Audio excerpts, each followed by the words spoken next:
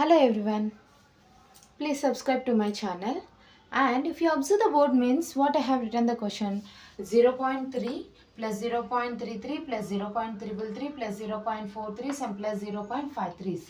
This question will be asked mostly in the competitive exams and also observed in the banking sector also. See, when you observe this type of question means no need to calculate like this 0.3 and 0.3, don't write like this and no need to calculate like this.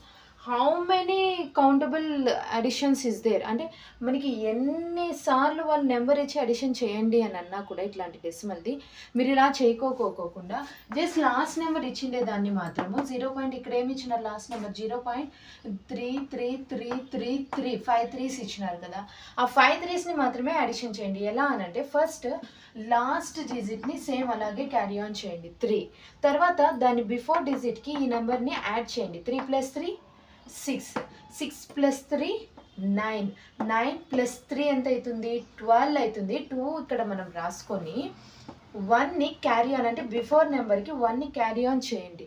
ఇప్పుడు మనకి ఎంత వచ్చింది 12, 12 + 3 ఎంత అవుతుంది 15, 15కి మనం ఇక్కడ ఏం number ఉంది 1 అనే నెంబర్ని యాడ్ చేస్తే ఎంత అవుతుంది 16. ఇక్కడ 6 1 అనేది క్యారీ ఆన్ అవుతుంది, 0 ఉంటుంది కాబట్టి సేమ్ నెంబర్ వస్తుంది. ఇక్కడ ఎన్ని డిజిట్ బిఫోర్ డెసిమల్ ఉంది 1 2 3 4 5, 1 2 3 4 5 డిజిట్స్ ముందర decimal. See this is the right answer. Just do the same question like this only. 0.2 plus 0.22 plus 0.222 plus 0.42s.